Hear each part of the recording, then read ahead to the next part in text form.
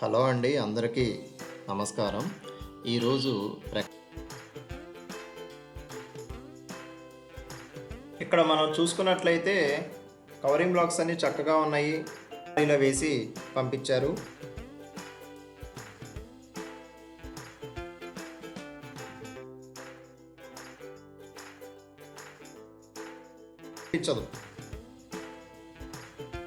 ఈ విధమైన premium quality mix మనం చాలా సందర్భాలలో గమనించుంటామండి.